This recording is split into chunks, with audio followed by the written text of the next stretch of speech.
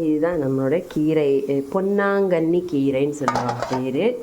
பொன்னாங்கண்ணினா golden ஐன்னு. So அது ஐ சைட்டுக்கு ரொம்ப நல்லது இந்த பொன்னாங்கண்ணி கீரை. இதோட ஸ்டெம்மு வந்து இப்படி வச்சு கொடுத்தா நிறைய பிடிச்சிக்கும். மண்ணில் ஜஸ்ட் இப்படி வச்சு கொடுத்தா போதும், சின்ன துண்டானாலும் அது செடி நல்லா முளைக்கும். இந்த கீரை வந்து காப்பர், சிங்கு, அயன் அந்த மாதிரி எல்லா சத்துக்களும் இருக்குது. இது தொடர்ச்சியாக 48 நாள் சாப்பிட்டு வந்தால் ஸ்கின்னுக்கு ரொம்ப நல்லதுன்னு சொல்லுவாங்க. அதுபோல் ஐசைட்டுக்கும் ரொம்ப நல்லது. இன்றைக்கி டேப்லெட் ரூபத்தில் மெக்னீஷியம், கால்சியம், சிங்கெல்லாம் வாங்கி சாப்பிட்றோம். அதுக்கு பதில் இந்த கீரை வந்து நம்மளை வேக வச்சு உப்பு மஞ்சள் பொடி போட்டு வேக வச்சு கொஞ்சம் வெங்காயம் தக்காளியும் போட்டு நல்லா மசியல் பண்ணி சாதத்தும் கூட சேர்த்து சாப்பிட்லாம். இல்லை பருப்பு சேர்த்து கூட்டு பண்ணி சாப்பிட்லாம். இல்லை பொரியல், வெங்காயம் தாளித்து இதை லைட்டாக வந்து உப்பு மஞ்சள் பொடி போட்டு கொஞ்சம் வேக வச்சு தேங்காய் திருவி போட்டு பொரியல் மாதிரியும் பண்ணலாம். இப்போ எல்லாருக்கும் சாப்பிட்ற மாதிரி வேணும் அப்படின்னு சொன்னாக்க நம்ம கடையல் பண்ணுறது தான் ரொம்ப ஈஸி மெத்தட். நம்ம கடையும் போது அவங்களுக்கு வாயில் திப்பியாக கடிக்கிறதுக்கோ கஷ்டமாக இருக்காது. ஸோ இதை வந்து நான் வந்து மசிக்கத்தான் போகிறேன். இந்த சின்ன தண்டை வந்து எடுத்துடணும். இது நல்லா க்ளீன் செய்யணும். கீரைகள் எப்போவுமே வந்து கொஞ்சம் சதுப்பு நிலத்தில் தான் இருக்கும், நல்ல மணல் நிறைய இருக்கும், அந்த இடத்துல தான் கீரை விளையும் இது. அதனால் நல்லா வாஷ் செய்துட்டு இந்த மாதிரி இலைகளை மட்டும் நெருடி எடுத்து வச்சுட்டு இதை நம்ம வேக வச்சு செய்ய போகிறோம். பருப்பு கூட்டு இன்றைக்கி பண்ண போகிறோம். ஓகே,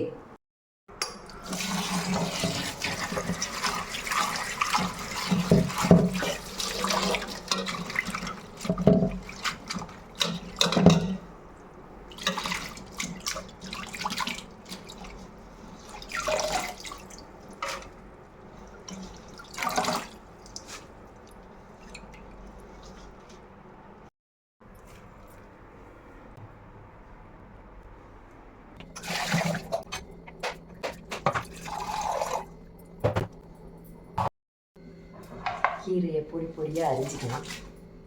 இப்போ சட்னி வேகத்துக்கும் சௌகரியம்.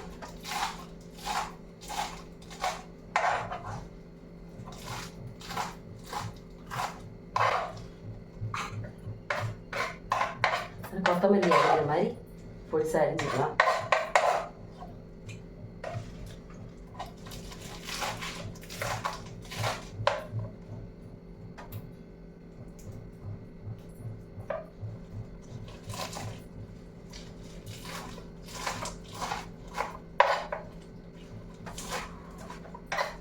இது நிறைய காப்பர் இருக்கிறதுனால நம்ம கோல்டு கூட காப்பர் சேர்க்குற மாதிரி நம்ம ஸ்கின்னுக்கும் ஒரு காப்பரோட சத்து கிடைக்கும். காப்பர் பாத்திரத்தில் தண்ணி குடிக்கிறது எவ்வளவோ நல்லதோ, உடம்புக்கு ரொம்ப அவசியம். காப்பர் உடம்புக்கு ரொம்ப அவசியம். அதனால் காப்பர், சிங்கு, அயன், வைட்டமின்ஸு எல்லாம் உள்ள அந்த கீரைகள் அடிக்கடி கிடச்சிதுன்னா வாங்கி சாப்பிட்டா ஸ்கின்னுக்கு ரொம்ப நேச்சுரலாக க்ளோ கொடுக்கக்கூடிய ஒரு பவர் இருக்குது. ஸோ டெய்லி ஒரு கீரை கிடச்சா கூட வாங்கி சாப்பிட்லாம். பொன்னாங்கண்ணி கீரை கொஞ்சமாக தான் கீரை வேணால், கீரை வந்து நிறைய வாங்கி கடையல் பண்ணலாம். கொஞ்சமாக இருந்தால் கூட்டு பண்ணலாம். கூட்டு பொரியல் வந்து ஆளுக்கு ஒரு கைப்பிடி கிடைக்கணும்னா பொரியல் சாப்பிட்டாலும் போதும். இந்த பருப்பு தேங்காய் அரைச்சி விடும்போது குவான்டிட்டி ஜாஸ்தி ஆகிடும். இப்போ குழம்பு வேணும் அப்படின்னா அப்படி செய்யலாம். காரம் கொஞ்சம் ஜாஸ்தி போட்டுக்கணும், ஏன்னா சப்புன்னு இருக்கும் கீரை எல்லாமே. கீரைக்கு வந்து டேஸ்ட்டு வந்து ரொம்ப டேஸ்ட்லெஸ்ஸாக இருக்கும் இல்லையா, அதனால் பச்சை மிளகாய் நிறைய போட்டுக்கணும். ஒரு 6-7 பச்சை மிளகாவுக்கு நல்ல ஒரு மெடிசினல் பெனிஃபிட் இருக்குது. நான் வந்து வீடியோ போட்டிருக்கேன், பச்சை மிளகாவோட வீடியோ. பச்சை மிளகாவில் எவ்வளோ மெடிசினல் பெனிஃபிட்ஸ் இருக்குதுன்னு சொல்லி. அதனால தான் நம்ம இதில் பச்சை மிளகாய் சேர்க்க போகிறோம். 6-7 பச்சை மிளகாய் சேர்த்துக்கலாம், அப்போ தான் ஒரு டேஸ்ட்டு கொடுக்கும். ஓகே, நம்ம இங்கே தேங்காய் திருவி வச்சுருக்கேன். இதில் வந்து கொஞ்சமாக தேங்காய் இவ்வளோ சேர்த்துக்கிட்டா போதும். தேங்காய் சொல்லுத இதில் நான் ஒரு துண்டு இஞ்சி கூட சேர்த்துக்கிறேன். இஞ்சி உடம்புக்கு ரொம்ப நல்லது, சளி பிடிக்காமல் இருக்கேன்னா இது ரொம்ப குளிர்ச்சி, அதனால் கபக்கட்டு பிடிக்காமல் இருக்கிறதுக்காக ஒரு துண்டு இஞ்சி சேர்த்துருக்கேன். நான் வந்து 4 பச்சை மிளகாய் சேர்த்துருக்கேன். அது கூட தேங்காயில் கூட 2 பச்சை மிளகாய் அரைச்சிக்க போகிறேன். இது முழுசாக கீறி போடுவேன், அதாவது நடுவில் இப்படி பிளந்து போடுவேன். ஒரு தக்காளி தான் எடுத்திருக்கேன், ஒரு துண்டு புளியும் கூட போட போகிறேன். இது ஒரு வெங்காயம் வெட்டி வச்சுருக்கேன், 4 பூண்டு வச்சுருக்கேன். இதெல்லாம் வந்து வேக வைக்கிறது கூட்டத்தில். இதை லைட்டாக அந்த கடுகு தாளித்து இதை வந்து வேக வச்சுருவோம். இல்லைன்னா கொஞ்சம் எண்ணெயை போட்டு இந்த வெங்காயம் தக்காளி எல்லாம் தாளித்து புதினா இந்த பொன்னாங்கண்ணி கீரை லைட்டாக வந்து தாளிச்சிட்டு அதுக்கப்புறம் நம்ம வேக போட்டுடலாம். ஓகே, சட்டியில் வர ஓகே எல்லாம்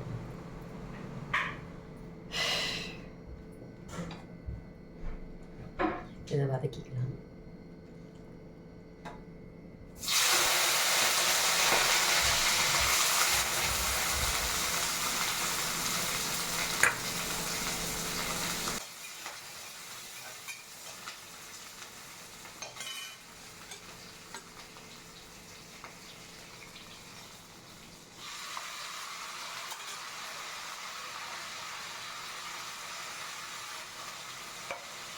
நம்ம காய்கறி வதக்கிறது எதுக்காகன்னா கொஞ்சம் சாஃப்டாகவும் அதே சமயத்தில் டேஸ்ட்டும் நல்லாயிருக்கும்.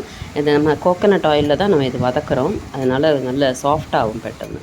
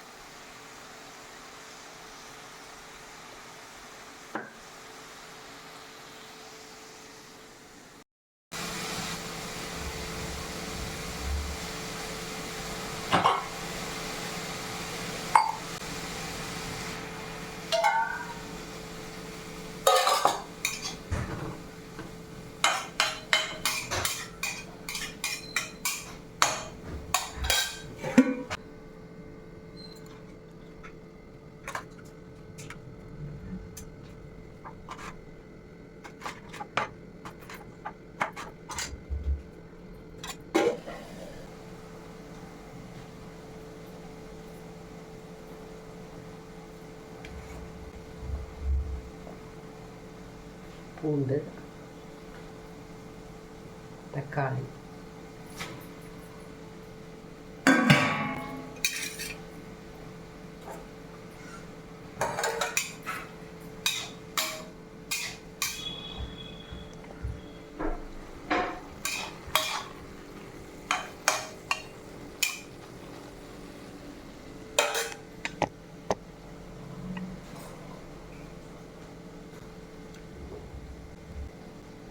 ஒரு துண்டு இஞ்சி லைட்டாக கட் பண்ணி போட்டுக்குவோம். இஞ்சி வந்து டைஜஷனுக்கு நல்லது, அதே மாதிரி கபக்கட்டு கோல்டுக்கெல்லாம் நல்லது. ஸோ அதை சேர்த்துக்கலாம் சாப்பாடு. 3 பச்சை மிளகாய் எடுத்திருக்கேன், 2 பச்சை மிளகாய் எடுத்திருக்கேன். கொஞ்சம் தேங்காய்,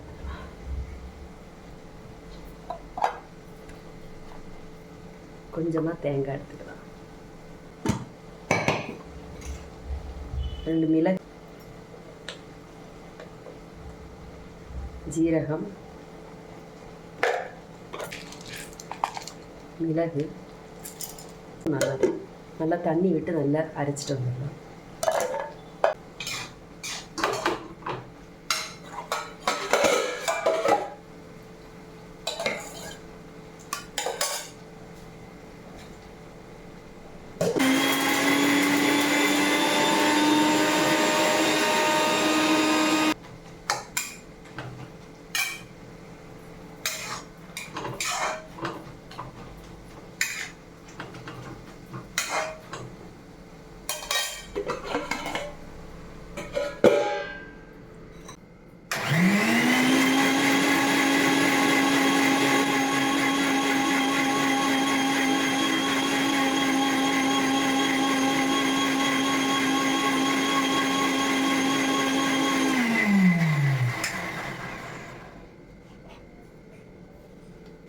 நைஸ் பேஸ்ட்டாக அரைச்சாச்சு. ஃபஸ்ட்டு கொஞ்சம் அரையிறது கம்மியாக இருந்துட்டு கொஞ்சம் தண்ணி விட்டு நல்லா நைஸாக அரைச்சிருக்கேன்.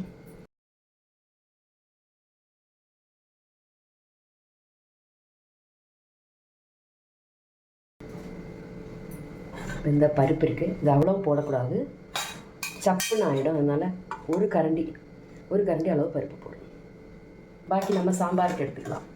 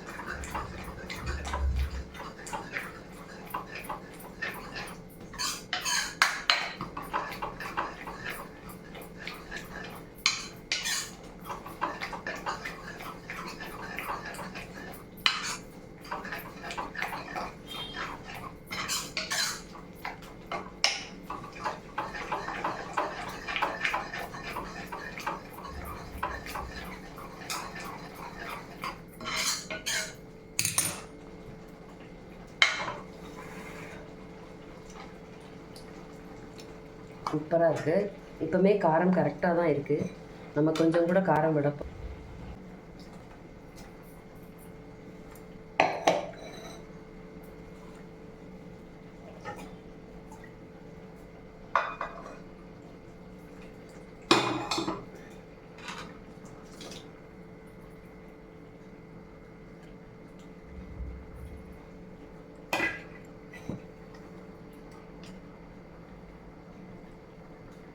இதில் மிளகு ஜீரகம்லாம் சேர்றதுனால அதுவும் உடம்புக்கு ரொம்ப நல்லது.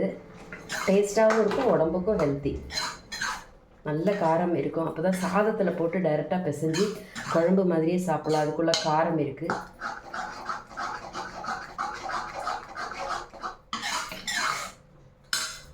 ரொம்ப சின்ன துண்டு புளி ஒன்று போட்டுக்கலாம், ஒரு புளிப்பு டேஸ்ட்டுக்காக. புளிப்பு இல்லாட்டினா திகட்டும்.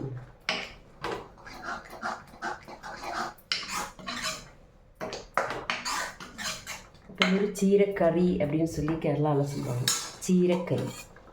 இந்த மாதிரி எல்லா கீரையுமே இந்த ரீதியில் கூட்டு பண்ணிக்கலாம். தேங்காய் அரைச்சி விட்டு பருப்பு சேர்த்து அதெல்லாம் ஒரு வேகு கரெக்டாக கீரை வெந்ததுக்கப்புறம் நல்லா மசிச்சுட்டு, அதுக்கப்புறமா வெங்காயம் தக்காளிலாம் நல்லா மசித்ததுக்கப்புறம் வெந்து வச்ச பருப்பு, ஆல்ரெடி வெந்து வச்ச பருப்பு எடுத்து இதில் சேர்த்துட்டு அப்படியா இருக்கும்போது கரெக்டாக இருக்கும். ஏன்னா பருப்பும் கூட கீரையை போட்டு வேக வச்சா ரொம்ப நேரம் வேகும். அதனால் பருப்பு நல்லா வேக இருக்கணும். நான் ஃபஸ்ட்டு பருப்பை நல்லா வெந்து வெண்ணெய் போல் மசித்ததுக்கப்புறம் அப்புறமா கீரையை தனியாக உப்பு மஞ்சள் பொடி போட்டு வேக வச்சுட்டு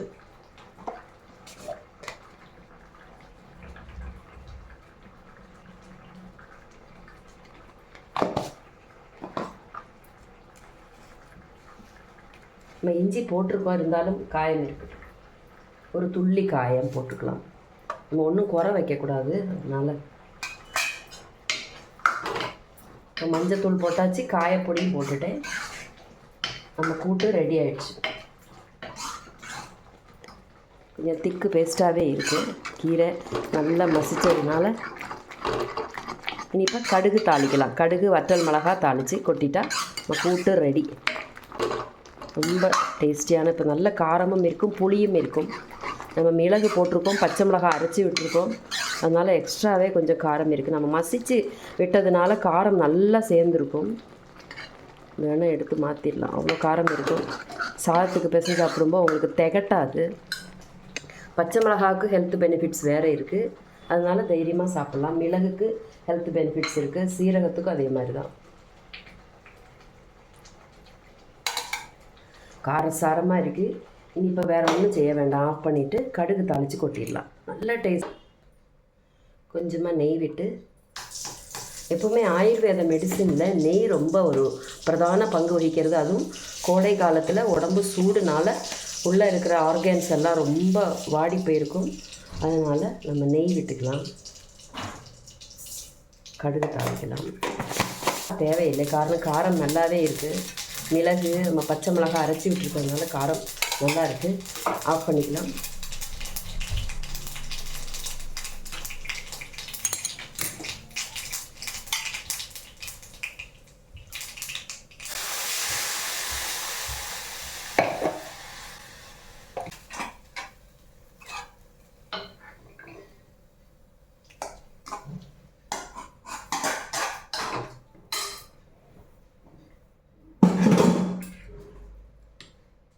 கீரை கூட்டு ரொம்ப டேஸ்டியாக ரெடி ஆகிடுச்சு. நம்ம சாம்பார் பருப்பு போட்டிருக்கோம், அதுக்கு பதிலாக பாசிப்பருப்பும் போட்டுக்கலாம். பாசிப்பருப்பு ஆகும்போது சட்டுன்னு வெந்துடும். ஆனால் துவரம்பருப்பு கொஞ்சம் வேவு ஜாஸ்தி, அதனால் துவரம்பருப்பை தனியாக வேக வச்சு பச்சை மிளகாய், வெங்காயம், தக்காளி, அதே மாதிரி இஞ்சி, பூண்டு எல்லாம் சேர்த்துருக்கோம். மிளகு சீரகம் சேர்த்துருக்கோம். தேங்காய் லாஸ்ட்டில் தான் விடுவோம். தேங்காய் விட்டதுக்கப்புறம் கொதிக்க அதிகம் விடக்கூடாது. இதை அப்படியே சூடோட சாதத்தில் உப்பு போட்டு அப்படியே பிசைஞ்சு குழந்தைகளுக்கு கீரை சாதம் மாதிரி கொடுத்துடலாம். இதனால் சாப்பிட்றதுனால ஸ்கின்னுக்கு நல்ல க்ளோ கிடைக்கும். சிங்கு, காப்பர், அயன், விட்டமின்ஸ் எல்லாம் இருக்குது இதில். செஞ்சு சாப்பிட்டு பாருங்கள், ரொம்ப டேஸ்டியாக இருக்குது. சூடாக சாதம் எடுத்துக்கிட்டாச்சு.